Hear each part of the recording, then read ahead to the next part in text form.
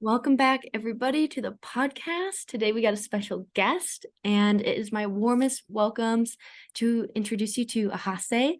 Thank you so much for coming onto the show. How are you doing?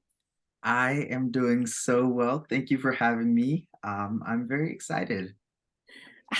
I'm excited. So everyone, just a little backstory. We met last May. My little heart's beating. I'm like, we're meeting again. First time in a long time. We met last May, and my first ever time being on any kind of large production site for the North Face. And it was in Utah, like little Eden, Utah, cute little ski mountain town.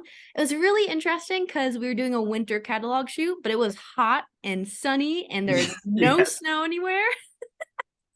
And ever since then, I've just been so enticed by your work. And when we first met, I'm a pretty shy person at first. Mhm. And it's like, ooh, I felt this really magnetic energy, just really wholesome, grounded, but fun and playful and exciting. And so I'm just really happy to reconnect with you. Thank you. I really appreciate that. That was probably one of my favorite shoots that entire year. Just being with so many, like-minded people who were excited about the outdoors and just excited to be where we're at. No one, like the entire shoot, was complaining at all. We're all just really just messing around, and there were cameras and they were taking pictures. I was like, man, this is the greatest job ever. Literally. And I remember our last, like the little, I guess the last shot list thing that they needed was just the four of us on the deck. And then we Mhm. were having so much fun, just laughing, goofing around, like making jokes, being wild. And Yeah. I want to know how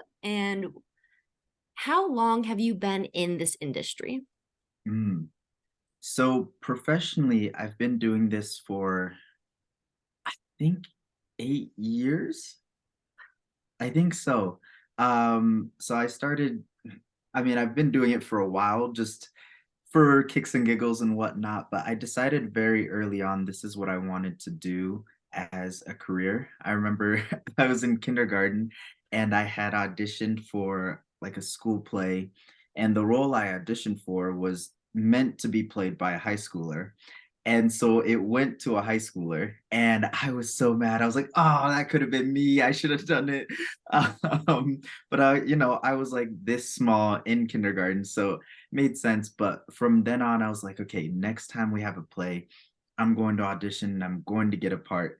And I did, and being in that environment and being with people who were just so excited to perform and make people smile and all of that. It was so much fun. And I told my mom afterwards, I was like, Mom, that's what I'm gonna do when I grow up. And she was like, Yeah, yeah, sure, whatever. Because I had told her probably 1,000 things that day. Um, I wanted to be an inventor, a UN ambassador, an architect. So the list went on, and she's just okay, add it to the list. But this was one that I really, really pursued just all throughout elementary, middle school, and in high schools when I finally got the opportunity to pursue it at another level. I was doing the show Hello Dolly, and it's a really fun musical. And in the audience, there happened to be an agent who's part of but the agency that I'm with now. And she saw me and she recommended me for a play at Salt Lake Acting Company, which is a theater here in Salt Lake City. And so I did that. I was super excited. I was like, oh my gosh, this is my chance. And got the lead role, which surprised me because I was not expecting that at all. And then from there, she asked if I wanted to be represented by her, and that's kind of how it all kind of got started. But yeah, just being patient and persistent, and yeah, having fun, honestly. Oh my gosh, that's what I live for. This entire year has been all right.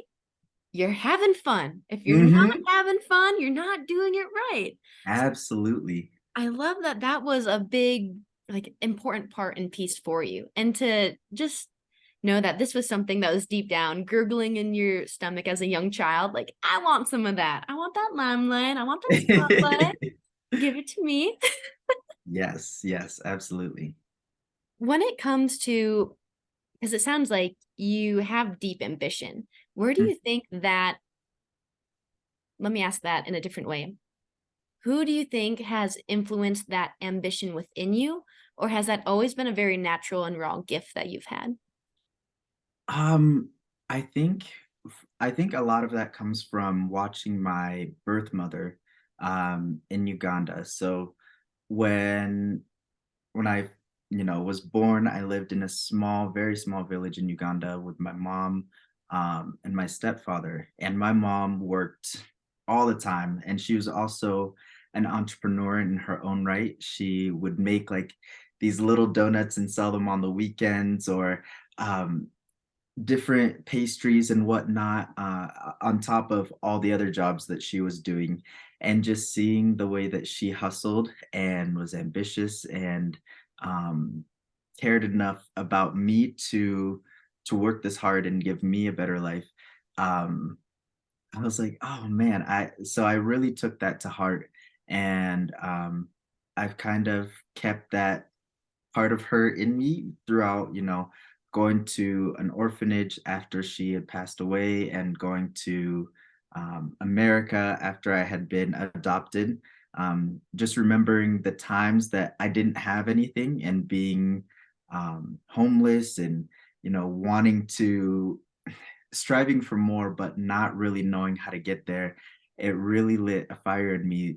So when I did come to the US and I did have all these resources available to me, I was like, this is a big opportunity. God has placed me here for a reason. Let me not waste this. Um, so I think I mean, part of it is partially out of fear, not wanting to go back to that place, Mhm. to that low spot, but also just, feeling like I've been given this huge opportunity, and it would be a shame to waste it, and not do something good with it. Mm, thank you for sharing that. Wow, Absolutely. that's beautiful. To witness that kind of love, to even bring it down to that deep level. I feel Mhm. like many of us overlook when we have someone like that in our lives, especially in this hustle bustle world we have. We're so disconnected from family. And it's really beautiful that you're able to, yeah, carry on in honor of her and in this legacy. I'm thrilled to have met you. I I'm don't thrilled to have met you too. I don't think anything is a coincidence.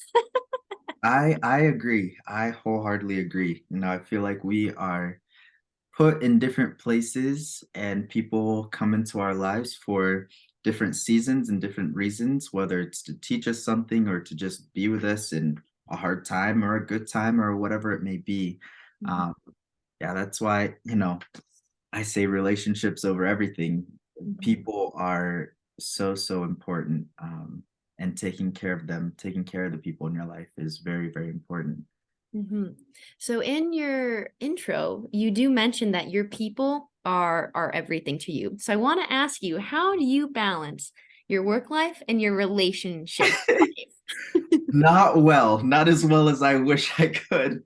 Um, yeah, so there are definitely times where I feel like one is definitely sacrificed for the other.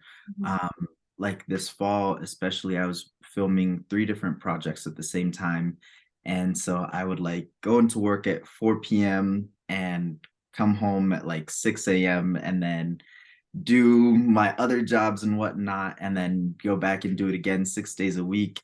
And so I really only had one day to see my family and hang out with friends and whatnot. And most of the time I was just so tired I wanted to sleep, or mhm, and so it's difficult, but sometimes setting aside um my own whatever's happening, it, and prioritizing being there for my people. I One thing that's really helped is like figuring out a set schedule of when I'm going to see people.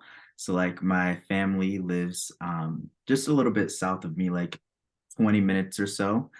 And so I try to see my mom at least once a week. I'll go there for dinner, or we'll go out or something like that. Just knowing I have that routine. And then some of my other friends, I'm very involved in church. And so I'll try to go, well, Sunday morning, but then also on Wednesdays, there's like a young adult group. Mhm. So I try to go and at least be in community with them there, if nothing else. So at least like 2 times a week, I'm trying to actively see people and be with my community essentially. Absolutely. I can just tell you, just by hearing that, it makes me a little tired. Me Oh my too. gosh. Oh my gosh. I can't imagine have three different projects and then the whole relationship life aside of that. I say you're killing it. You're absolutely crushing it. Well, thank you. Thank you. Making it Right now, I'm in a slower season, which is really good. So it's not quite as crazy as that, but yeah, it's good. when it is a slower season, what do you like to do, or what do you ideally like your routine to look like? So I'm a big planner. I have to write things out. Otherwise, I'll just lay in bed all day and not do anything, especially in these slower times. So Mhm. I usually plan to, you know, work out and then make sure I'm doing something to keep my brain active and creative. Mhm. Um, I've started a YouTube channel. So right now I'm just writing scripts for that and planning out videos, um, and just finding other ways to be creative and to continue to hone my craft. So I'll meet with my coach, once a week or so, Mhm. my acting coach, and then really just see people and make sure, I'm healthy and going on walks now that we can go on walks because it was snowy forever. But Mhm. um, yeah, a lot of my routine is based around, doing a little bit of work, um, what's necessary to get done if I have auditions or whatever, but then, really prioritizing this time to be with my family and be with my friends and work on myself. Um, yeah, so that's my typical day. Kind of went all over the place, but yeah. It sounds delicious. And I do want to go a little bit deeper on when you like when you say you're working on yourself, what does that like do you have something that you pick, like maybe some people work on communication skills or they do like a certain practice like meditation? Do you have something specific that you like, or is it random? Yeah, so I have a few things that I'm working on right now. In the past and even recently, I've really struggled with consistency. Mhm. So, you know, really buckling down and doing something and continuing to do it, even when it, gets difficult and whatnot. And so I'm really trying to be disciplined and consistent with my health. So eating well and also going to the gym and working out. And typically, what would happen in the past is I'd be really, really good for 2 weeks, and then something would happen and I'd fall off and make excuses and whatnot. Um, so right now, I'm feeling pretty good. Just trying to go to the gym every day if I can. Mhm. Um, and also, cook at home. I'm trying to eat better. And then I also really love to journal. That is one way that I really feel like I get all of this craziness and organize it. So each morning I try to get up and, write about the previous day and what's coming up and, you Mhm. know, discuss what I'm thankful for and who I'm praying for and whatnot.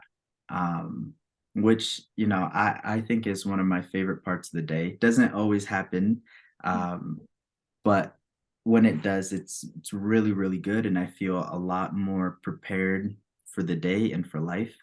Um, yeah, so that's trying to be more consistent with those three things, journaling, getting my mind right, and then taking care of my body and my health. Mhm. I love hearing that. And something that you mentioned in my little invite to you was a message you wanted to share was all it takes to be successful is delusional confidence, a prayer, and consistency. And I want you Mhm. to go deep because you just talked about consistency. So now I want to hear about the other two. Yes. I think I've always been a little bit delusionally confident. Um, I don't know why, just like since I was young, I think, my grandparents and my mom and the people around me filled up my head a little bit. And I really, from the time that I was young, felt like I could do anything, whatever it was that I put my mind to.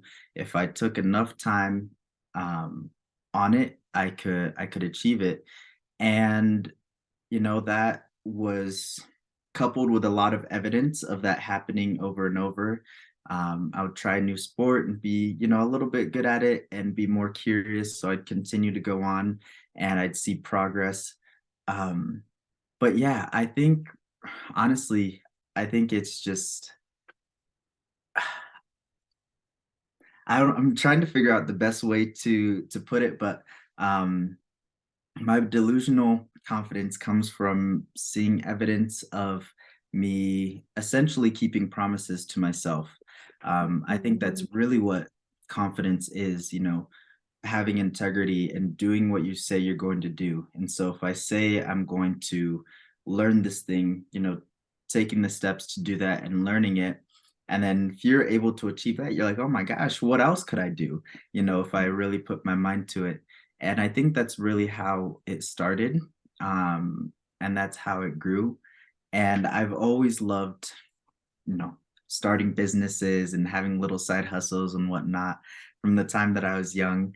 And um, that was a very real way to see the results of the work that I had put in. So my first little business was giving massages to my mom's friends when I was like 6 for like 25 cents. And I was like, oh, that's so cool. And then I'd use that money to make these duct tape wallets and sell them to my friends and then, you know, build on upon that. And so it came from those little wins. And then the prayer is just recognizing, I I'm not, completely in control. I'm submitting myself to God's will and whatever plans he has for my life. And so, there's some times when I've wanted to do something but felt like that was out of the path of where God is leading me. And so even though it might be a really cool, really good thing, Mhm. you know, knowing that it's okay to leave that blessing aside and take this path that maybe it's the harder road or whatever, but God will reward that obedience essentially. Mm.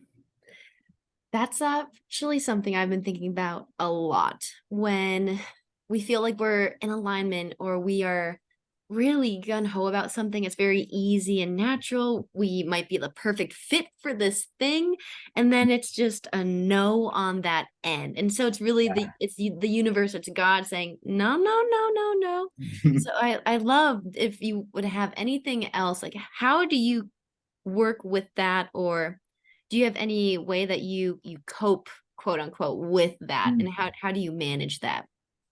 I I really have been trying to figure out how to cope with that in this season, especially because Mm, I I talked a little bit in my intro about my startup Scout Pro. mhm, And, that was gaining a lot of great momentum. We have investors in Tokyo and locally here in the US.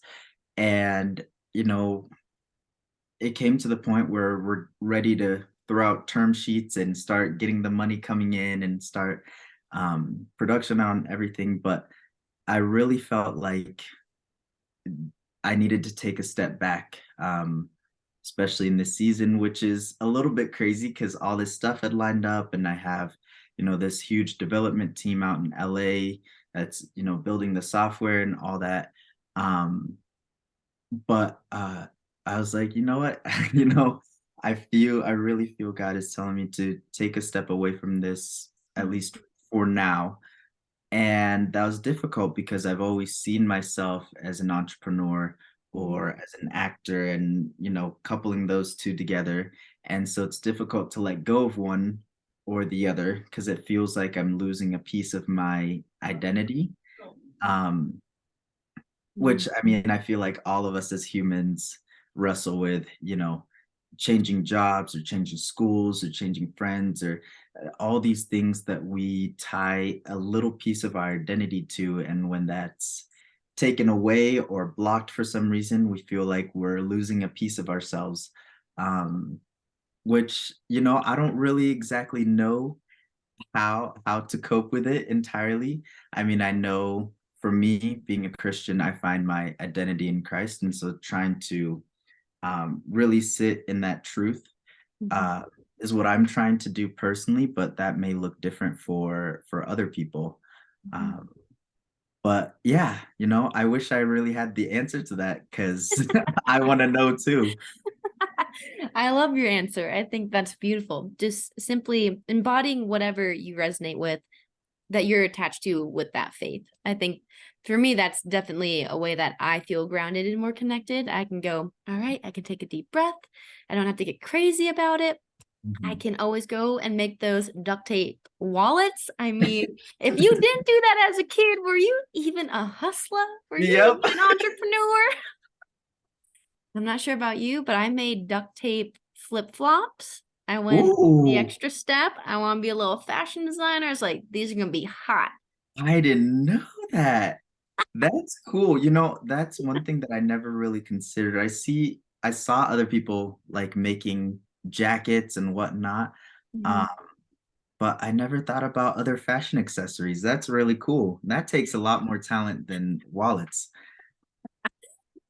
It just lines us up for where we're going in the future.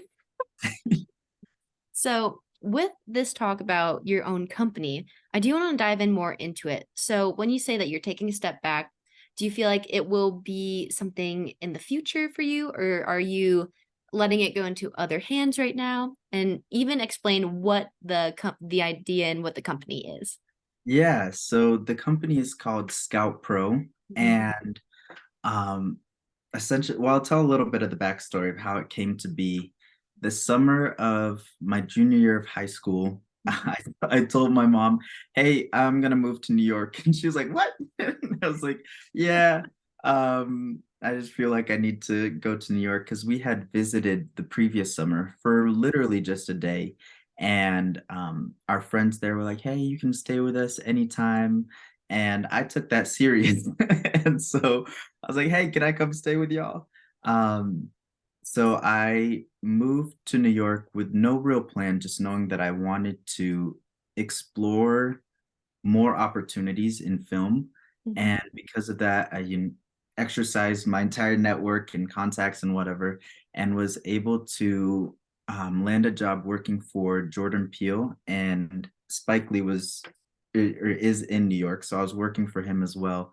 Um, and one part of my job was going on to location scouts. Mhm. So we'd go out, they were filming a show called Hunters at the time. And so we'd go out to all these different locations in upstate New York and check them out and see if they were right for the show. And I would have to go around and like take pictures of like every single corner, crack, and crevice of the entire place, and measure things out. And I was like, I feel like there's an easier way to do this, Mhm. because it was a really long and difficult process. Mhm. And so after that experience, I came back and I was kind of just sitting on this idea until I got into college.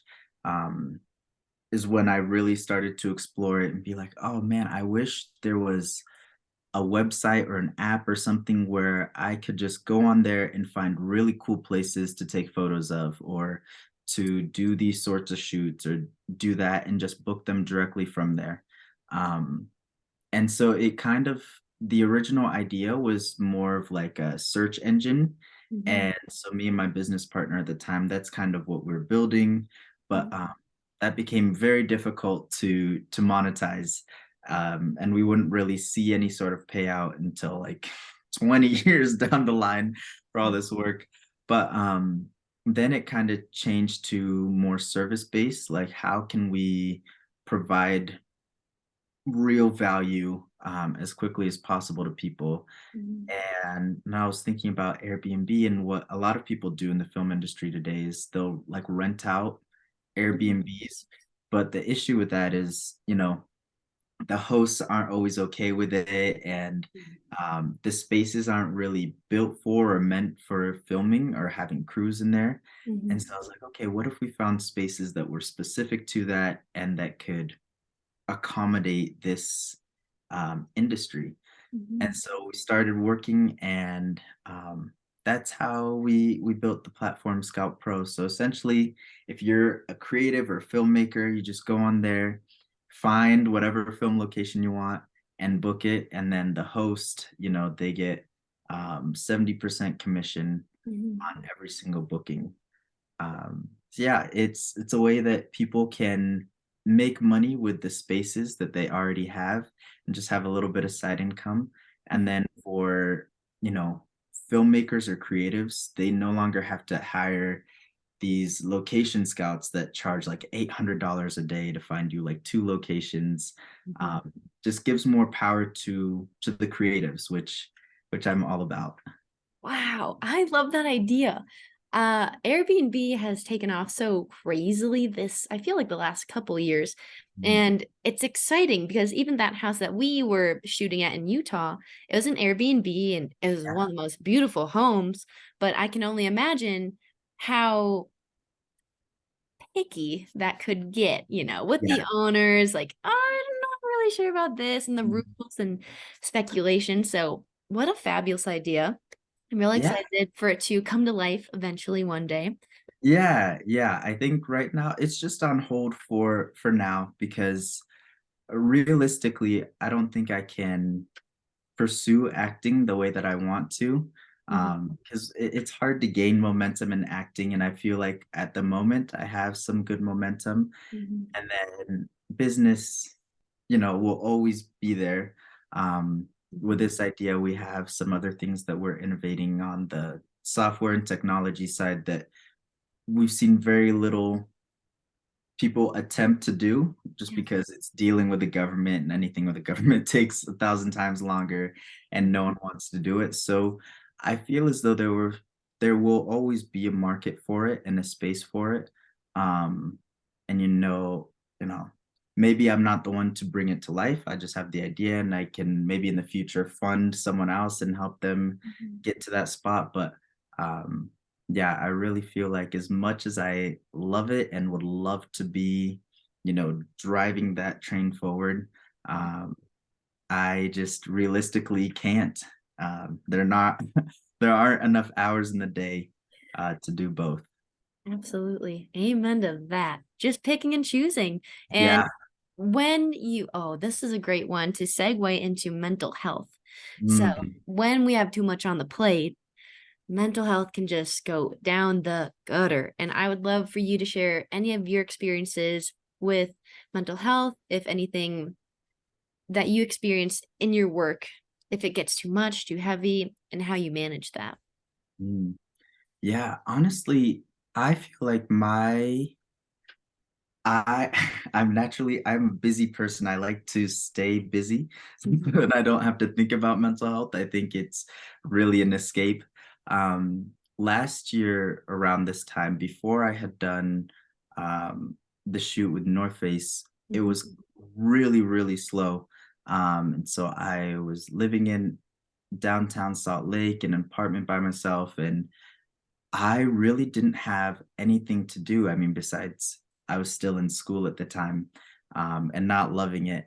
And so I think my mental health really suffered at that time because um, I think I was associating my value as a human being to my productivity and what I could produce and um, bring into the world. And when I was just sitting still and not doing anything, and not innovating or creating at all, it felt like, what use am I to the world, and what value do I really bring as a person? And so that was difficult to wrestle with. And just prior to that, I had um, just some poor business decisions just go awry. And so my confidence was a little bit shaken at the time. And so I really wasn't eager to get back into business and into innovating and starting Scout Pro and all that.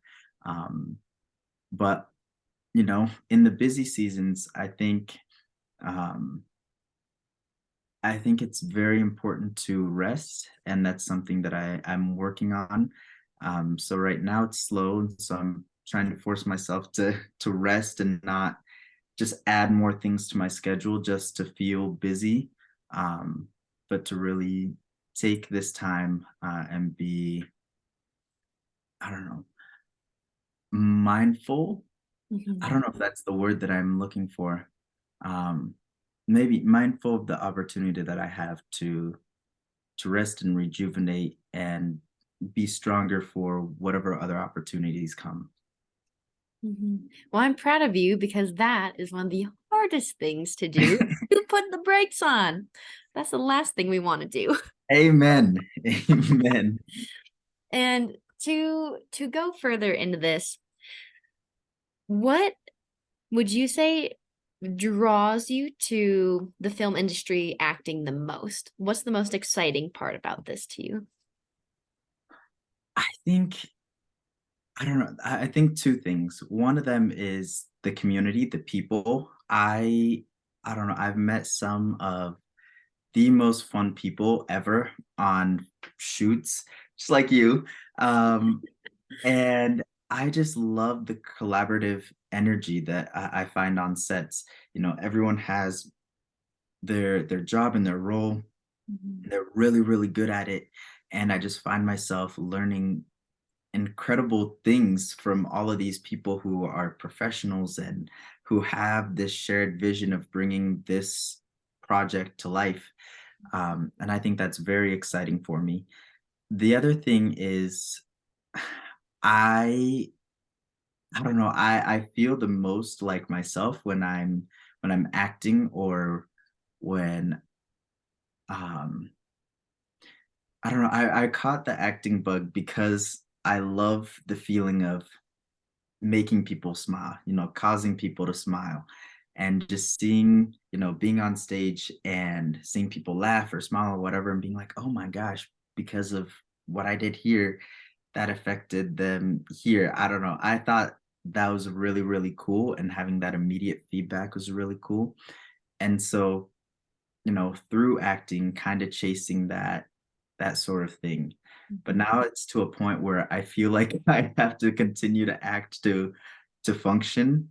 Um, yeah, I always, to be completely honest, try to steer people away from acting because as fun as it is, it's a very difficult job in ways that you wouldn't expect.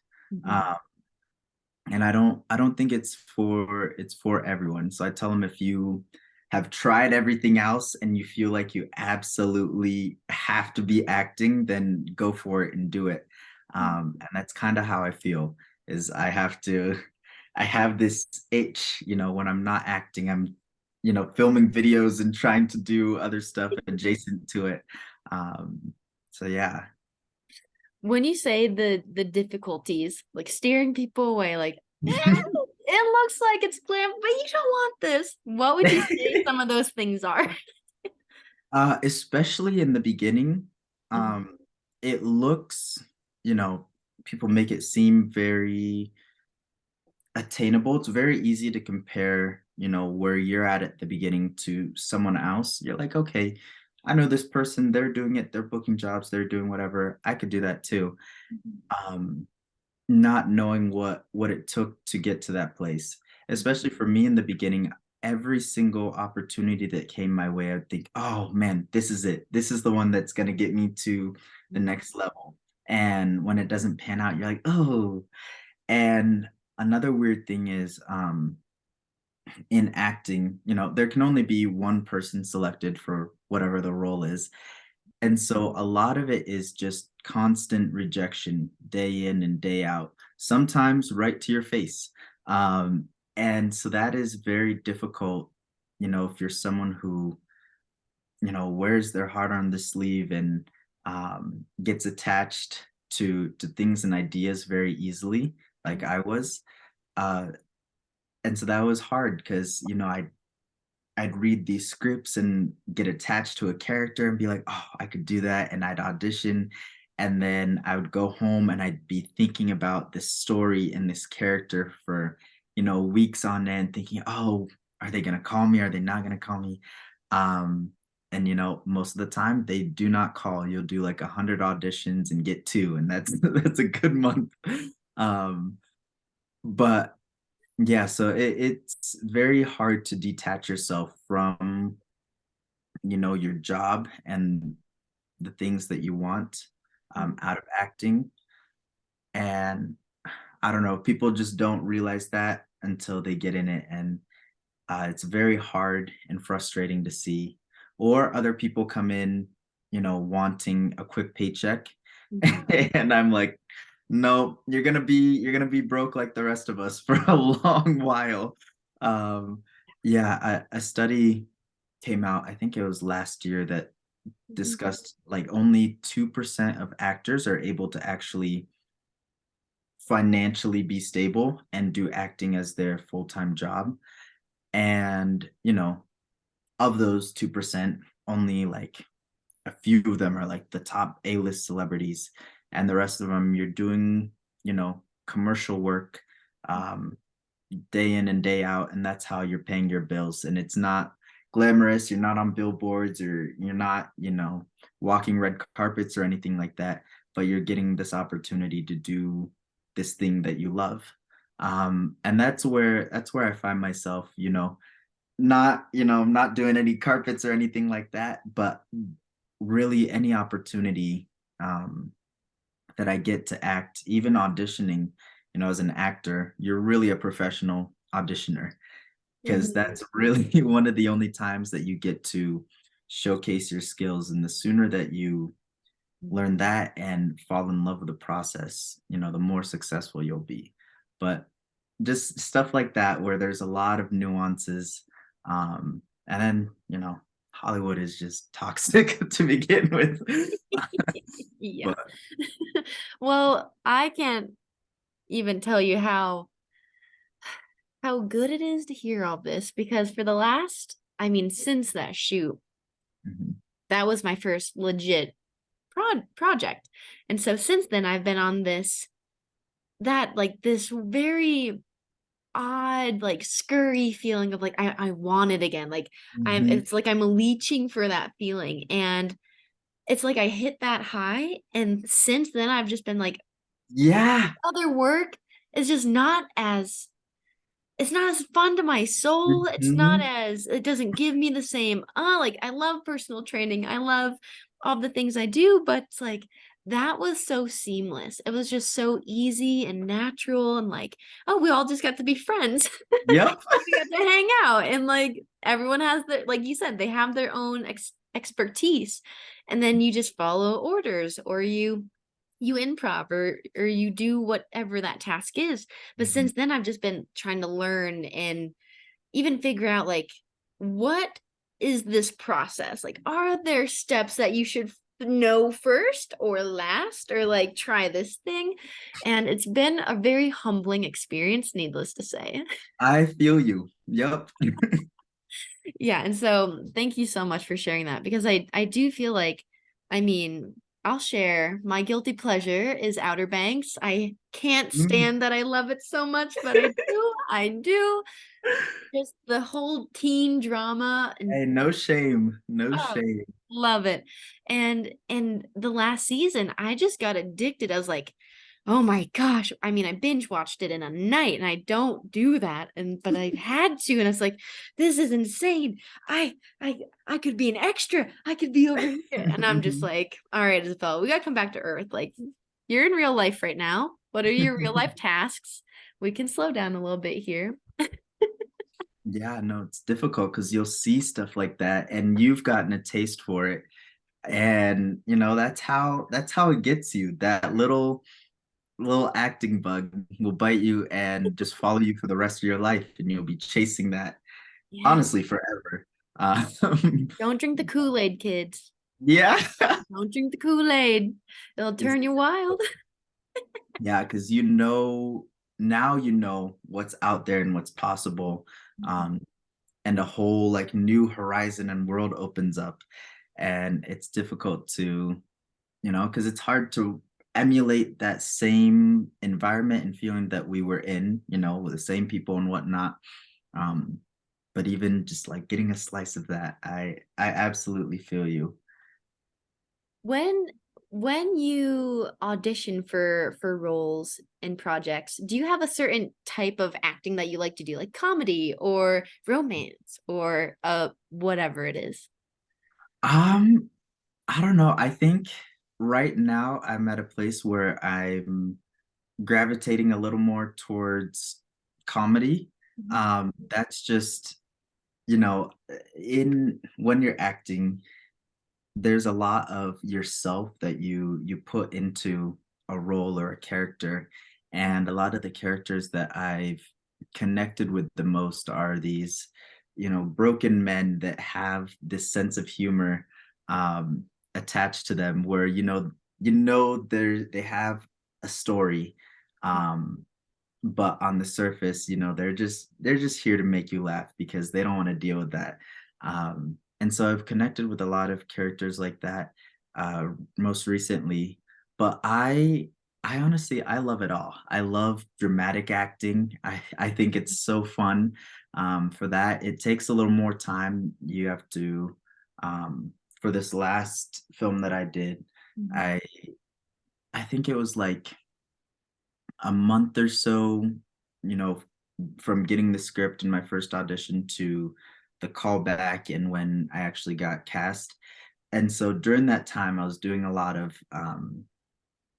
research and studying on the story and the characters, and um, just diving deep within myself to make sure that when I'm in the moment, I'm really in the moment. You Mhm. know, acting is not, playing pretend, but it's having these real emotions in this made up situation, essentially. Mhm. So trying to make sure I would be able to get to that place when the camera's on. But I love it all. I think the only thing that I would be a little hesitant to do is like horror. Yeah. um, I'm not a big horror movie person. And so I just like wouldn't be able to watch the project at all. I'm with you. My nightmares take over. I see one thing, a commercial, I'm like, no, I'm ruined. That's so funny to hear. Oh my gosh. Well, your insight and your brilliance is Oh, so thank you. so thanked here. Like, thank you so much. And I have to say, even on your Instagram, you are hilarious. Like the little snippets I do see, I'm like, he is on it. The Valentine's Day, I think it was Galentine's Day, like whatever you said there, I I just could not handle. I was like, this man is a genius. Uh, thank you. I think, I don't know. I treat my Instagram like, I don't know, my personal blog or whatever. I just test Mhm. out different stuff and material and whatnot on my friends, but um, I think it's super, super fun. And so I'll, just make little videos and put them up for 24 hours, knowing that they're going to be gone. And because I spent like 7 hours filming and editing a video that I just put up for 24 hours. And for me, that was like very fulfilling. I don't know why.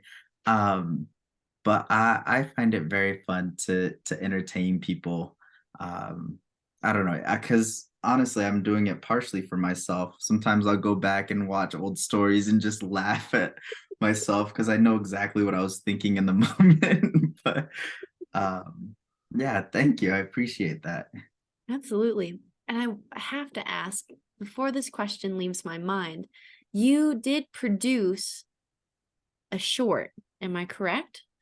What was Yes. that So like? it was hard, honestly. I'm not really eager to do any more producing for a little while, Mhm. but I originally signed on to this project just as an actor, but I really loved the story and the vision that the other producer and director had. Mhm. Um, and so it became more of a collaborative effort, and they were allowing me to give my insight and input and help um, drive this whole process. And so it was very fulfilling, especially in the end, to be done with it. But it was also difficult because, you get to a point where you're very emotionally invested, not only in the character, but in the story and in the telling of the story. Um, and so that can be hard when, other people may see the story differently or see things panning out in another direction. But you have this vision in your head and you're all trying to get to the same goal, but you may take, different steps to get there. And Mhm. so it was a huge learning process on how to collaborate with other creatives um, who are very brilliant, but may see the world differently or see how to do things differently. But I really had a great time, and I'm proud of the team that we had and proud of the work that we did. Mhm. It's not quite out yet. We're trying to take it to some film festivals first before releasing it anywhere. But it's called My Stand, and it really just follows the story of this young man Mhm. um, in his pursuit to take care of his family essentially. His Mhm. mother is sick and he's trying to raise money and also, pay for his sister's schooling so Mhm. she can get an education. Um, and so all of this stuff builds up to the point where he feels sort of stuck and doesn't have anyone to really turn to. Because in African communities, you know, mental health isn't really something that's talked about. You kind of just suck it up, or if you're dealing with it, you deal with it in the dark. Mhm. Um, and so he really feels like he's at a place of hopelessness. Mhm. Um, and at the end of the film, he comes to a spot where he really has to make a decision about the sort of man he's going to be. Is he going to stand up and continue to fight, or is he, going to give in and give up, essentially, Mhm. the best way to put it. But yeah, no, I think I think it's an important story to tell because I personally just haven't seen a lot of African stories told in this way. Mhm. Absolutely. Wow, what a project. That's exciting. Well, good luck on Thank you. that you get to share it. I really hope that it does come off the ground running, I do too. I do too. especially when you put so much of your effort into it. And so you're producing it and you're acting in it, correct? Yes, so there are two main producers, Mhm. um, and then they just asked me to come join the team essentially. Nice. But yes, I was acting in it um, as one of the leads. Wow. Double time. Staying extra busy with that one. Yeah, just a little bit. Just a little bit. Wow. Well, if you had to explain, like, what do you think are the best components to have to a story? Mm.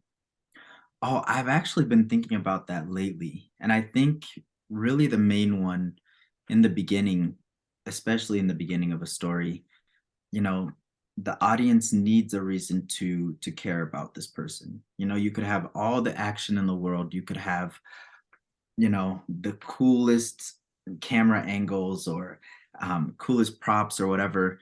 But if there isn't something that's connecting us to the character that we're supposed to care about, then what's the reason for the story? They'll go through struggles and whatnot, but if we don't feel it there with them, then you've kind of lost. Um, and so I've been thinking a lot about that in my own storytelling and um, how I want to continue to pursue acting is, am I giving the audience a reason to care about this character and this person and their lives and what happens to them? And if so, what is it? What is the big idea, and then why do we care? Um, yeah, because like, I mean, just in everyday life, you know, people may not know or care to remember your name. They may not um, care about what you're doing or who you are, but they really do care about how you make them feel. And that is something that they will remember and carry with them forever. Um, and so I'm trying to make sure that is present in all the stories that I'm telling, regardless of who it is or what it is. How am I making you feel? Is there a level of empathy here that can be latched onto by everyone? I love that. That's an excellent way to put it too, because if we don't resonate, yeah, what keeps us there? What keeps us focused or connected or entertained, shall I say? Yes, yes, To put indeed. it simply. I have to ask also, because we're gonna go through these very last minute, very fun questions to end the Mhm. podcast. But the first one is, what is your favorite movie? Oh, that's a really good. Oh man, I think I have to say this is like a very film bro movie, but The Godfather Part Two. Mhm. Um, that movie is just so well done and so well acted, and Al Pacino just kills it. But I think like watching, because I watched all those movies back to back, and it really changed the way that I prepared as an actor. Mhm. Just seeing, like, I don't know, I really connected with this man who really was just trying to take care of his family. Um, I don't know. It was just a very inspiring movie for me, and it was just cool. And this guy's like the man, and I was like, what? But yeah, I think that, or honestly, Dumb and Dumber. I Mhm. I think that's one of the greatest comedy films of all time. I will continue to rewatch it until the day I die. And every time I find a new reason to laugh, and it just stays in my head. And so I'll be laughing about it for like weeks. But I think those two. I love it. Who, one or two, what actors do you look up to for inspiration? Mm. I'd have to say the first one is Lupita Nyong'o. She is Kenyan actress. Um, you know, she was really on it and really knows her stuff. But I really admire how versatile she is in her acting. We've seen her play all sorts of different roles, from 12 Years a Slave to being a hero in the Marvel Cinematic Universe. But I just love how in all of her characters she gives us a reason to care about them. um, and I don't know, she has a really strong presence. She can't be ignored when she is on screen. And so I want in a lot of ways to be like her. um and then another actor that I really admire, I have to say, I really love Steve Carell and how he's able to, I don't know, he's just himself. um and I love seeing how he brings elements of himself throughout his projects. And Mhm. of course, The Office is iconic, but it takes, I don't know, it takes a lot to allow yourself to like be that goofy in front of all these people, Mhm. and to really fully commit to a character. And so I admire a lot of his work. But yeah, there's so many great actors and actresses. I try to learn as much as I can from whoever I come in contact with, but those are some that I really admire. This is not one of the fun questions, but I have to ask, do you watch movies with the intention of learning or studying? Unfortunately, yes. It just, I wish I could turn it off, because sometimes I'd love to just sit there and just, not think about anything and just watch the movie. And once in a while it gets like that, but I find myself analyzing stuff. I'm like, oh, that's a really cool camera angle. I wonder why they said that instead of this. I wonder why they did that. Um, so it's a learning process when I'm watching movies, but I try as much as I can to shut it off once in a while and just enjoy the film for what it is and not try to analyze every single little detail um, of the film because it does get tiresome and I'm like, oh, why do I feel so tired? I'm just watching a movie. But You're studying hard at work. Oh, yeah. all right. Third question. Third question would be, what is one of your morning can't live without? Mm, that is difficult. Mhm. Hmm. Could I have some? What are some of yours? I think right now big ones are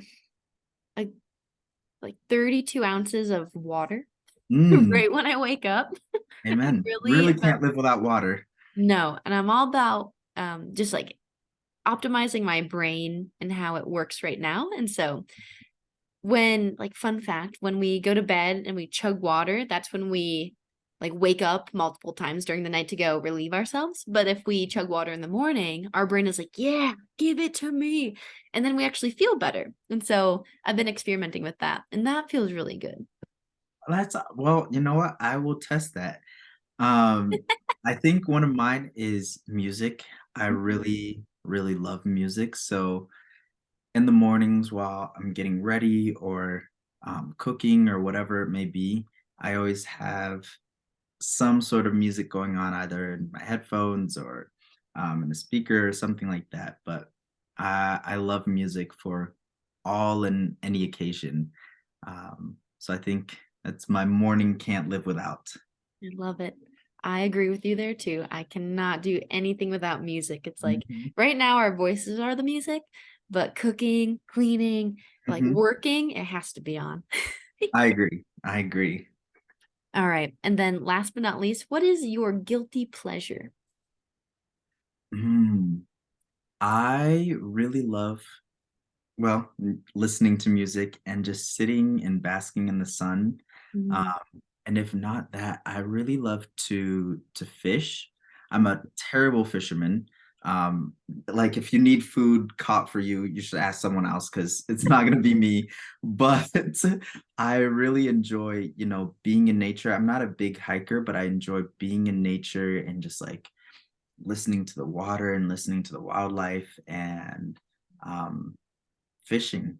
I don't know why that's recent in the last couple of years that that's become something that I really enjoy, but I think that is a guilty pleasure. I'll go up to the mountains on Sundays and just be by myself or maybe with a few close friends and just sit and think and fish. mm, so peaceful. Do you fly fish or do you like, I don't I know, I other type? have a normal rod. I just got a fly rod. So I'm still learning and Mhm. still trying to get the hang of it. But I would love to do more fly fishing because it's just a fun action. Like doing this is a lot more fun than just casting and then waiting. I Absolutely. like being more active. Uh-huh. Well, I love it.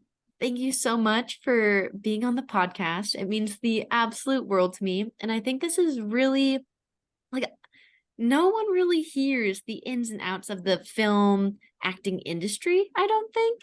And so Mhm. it's really enlightening to hear your perspective, to learn from you, to hear your insights. And yeah, I just really honor you for living your passion and following your heart. Thank you. Thank you so much for having me. I was very excited to reconnect with you and see how life is going with you. Mhm. Um, and yeah, it's been such a pleasure knowing you ever since we did that shoot. I love watching all of your stories and keeping up to date with what you're up to.